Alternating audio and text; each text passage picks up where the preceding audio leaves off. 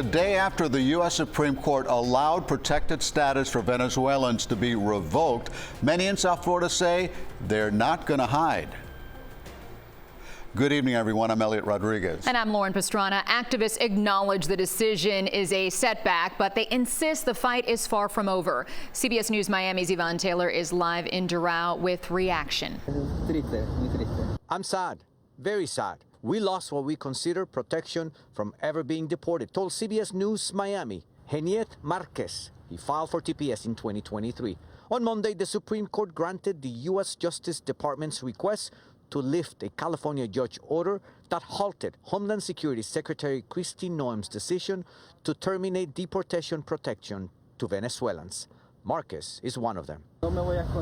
He said, "I'm not going to hide. I'm going to file for political asylum." Tricia McCaughlin, the Department of Homeland Security Assistant Secretary, called the ruling a win for the American people and the safety of our communities. The fight is far from over, but this is a very big setback.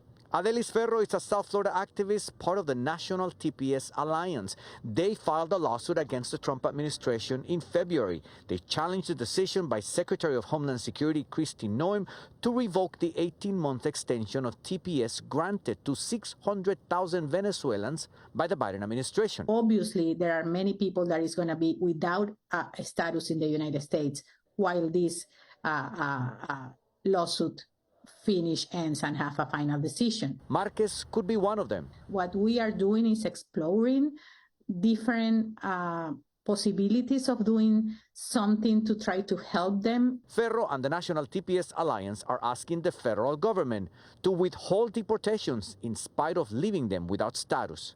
It's difficult to know that the United States knows that Venezuela is a country that we can't go back because it's not safe. Verona Sequeira is also a TPS recipient. In her case, she has protection and work permit until September of this year. Yet, she says all Venezuelans are here for the same reason. I am depending in this status. If they take it away from me, I don't know what I'm going to do. So the lawsuit against the federal government is supposed to happen next week in California. We should say the trial instead. Now, in this city, where at least 30% of the population are of Venezuelan origin, the fear is that those who have no protection and end up detained could actually be deported. We're live in Doral. Yvonne Taylor, CBS News, Miami.